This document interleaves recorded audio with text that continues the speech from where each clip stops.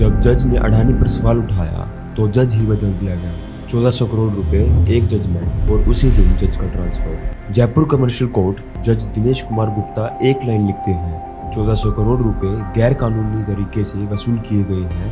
Court ने कहा company को 1400 करोड़ वापस करने होंगे और साथ में 50 लाख का जुर्माना। लेकिन जज को नहीं पता ये जजमेंट उनकी लाइफ का सबसे बड़ा रिस्क था, क्योंकि उसी दिन कुछ घंटे के अंदर बीजेपी गवर्नमेंट ने उन्हें कोर्ट से हटा दिया। उन्हें 200 किलोमीटर दूर बेवार ट्रांसफर कर दिया गया। ये कहानी है करप्शन की, पावर की और उस सिस्टम की जो सवाल उठाने वालों को खत्म कर देता है। लेकिन ये सब हुआ कैसे, चलिए शुरू से समझते हैं। साल है 2007। राजस्थान को बिजली चाहिए, बहुत ज्यादा बिजली। गवर्नमेंट ने राजस्थान की इलेक्ट्रिसिटी कंपनी को एक कोल ब्लॉक एलोकेट किया। छत्तीसगढ़ के जंगलों में 450 मिलियन टन कोल।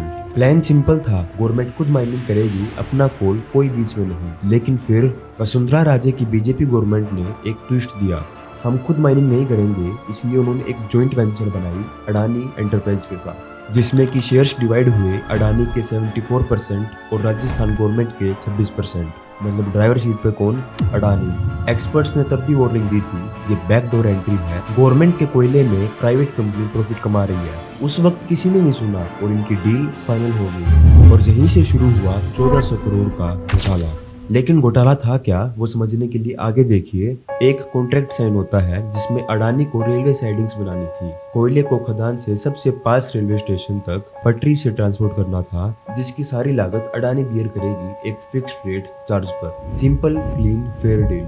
माइनिंग शुरू होती है, लेकिन एक प्रॉब्लम है, रेलवे साइडिंग्स बनी ही नहीं। जो रिस्पॉन्सिबिलिटी अडानी की थी वो कम हुआ ही नहीं। ना ही पटरी बनी और ना रेलवे कनेक्शन।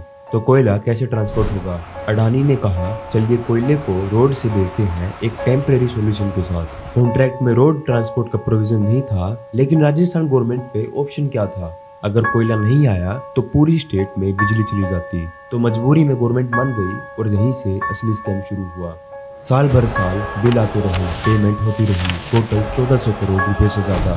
लेकिन याद रखिए कॉन्ट्रैक्ट के हिसाब से ये कॉस्ट अडानी की थी, क्योंकि रेलवे साइडिंग्स बनाना उनकी रिस्पॉन्सिबिलिटी थी। अगर वो नहीं बनी तो अल्टरनेटिव कॉस्ट भी उनकी होनी चाहिए थी। लेकिन नहीं, उन्होंने गवर्नमेंट से ये पैसे एक्सटोर्ट कर लिए और फिर अडानी ने इंटरेस्ट भी मांगा 65 करोड़ रुपए।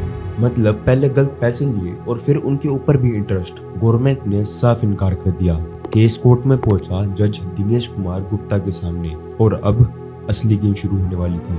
जज गुप्ता ने सारी फाइल्स देखी, कॉन्ट्रैक्ट पढ़ा, एविडेंस चेक किया और फिर एक लैंडमार्क जजमेंट आया। जज ने कहा कॉन्ट्रैक्ट क्लियरली कहता था रेलवे साइडिंग्स अडानी बनाएगी, वो फेल हुए तो रोड ट्रांसपोर्ट का खर्चा उनका होना चाहिए था।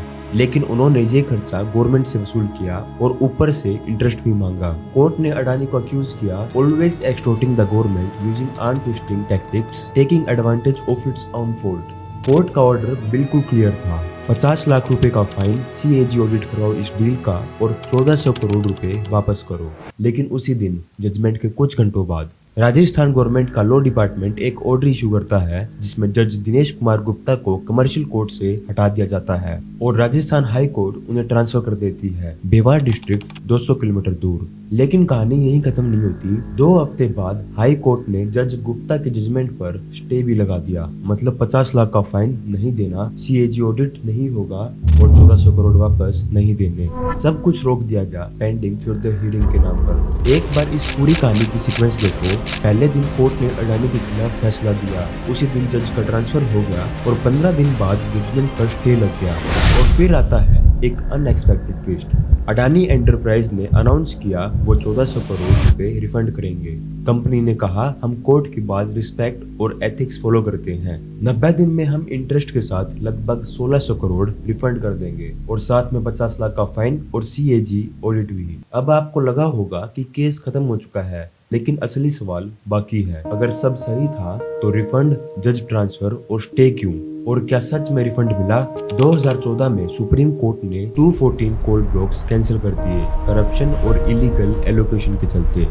उनमें कुछ ब्लॉक्स ऐसे भी थे जहां अडानी ऑपरेटर था। रूल कहता है स्टेट कंपनी को 74% शेयर, प्राइवेट को 26%। लेकिन राजस्थान डील में ये बिल्कुल उल्टा था। एक कांग्रेस एमपी ने ये पॉइंट उठाया, ये लॉ के अगेंस्ट है, अडानी को कैसे 74% मिला। फिर एक और रिजेक्ट कोल स्कैम का इशू आया। कॉन्ट्रैक्ट कहता है जो कोल अनसुटेबल है उसको बेचने का राइट सिर्फ गवर्नमेंट का है, लेकिन डॉक्यूमेंट्स दिखाते हैं अडानी ने मिलियंस ऑफ टन्स रिजेक्ट कोल बेचा अपने ही पावर प्लांट को। और इतना ही नहीं, सरकार को 2175 रुपीज पर टन कोयला बेचा गया और दूसरी तरफ अडानी को ₹450 पर टन। ऊपर से ट्रांसपोर्ट कॉस्ट भी जानबूझकर बहुत ज्यादा दिखाई गई। इतने सारे रेड फ्लैग्स पर एक्शन ऑलमोस्ट जीरो। इसलिए सवाल सीधा है, ये एक केस है या एक पैटर्न? समझिए ये सिर्फ एक केस नहीं है, हो सकता है ऐसे और भी जगह हो रहा हो। एक्सपर्ट्स कहते हैं प्रॉफिट प्राइवेट कंपनी ले जाती है और रिस्क पब्लिक के सर पर आता है। राजस्थान की इलेक्ट्रिसिटी कंपनी पर वैसे ही 50,000 करोड़ का लोड है। अगर 1400 करोड़ मिल भी जाए तो भी असली प्रॉब्लम सोल्व नहीं होती। तो सवाल बनते हैं, जज ने सवाल उठाया तो ट्रांसफर क्यों? कोर्ट ने इशू पॉइंट आउट किया तो स्टे क्यों? टैक्स पेयर का पैसा गया तो अकाउंटेबिलिटी क्यों नहीं? शायद क्योंकि सिस्टम ऐसे ही चलता है, पावर है तो सवाल नहीं उठते, कनेक्शन है तो बच जाते हो, और जो सवाल उठाए उसे साइड कर दिया जाता है। जज दिनेश कुमार गुप्ता ने अपना काम पूरी ईमानदारी और बिना किसी से डर के किया, लेकिन सिस्टम ने उन्हें दिखा दिया सच का साथ देने पे क्या होता है। ये कहानी सिर्फ अडानी की नहीं, ये कहानी है उस सिस्टम की जो पावर के आगे झुक जाता है, उस जुडिशरी की जहां फैसला करने वाले बदल दिए जाते हैं, और उन टैक्स पेयर्स की जिनके पैसे यूं ही लूट लिए जाते हैं।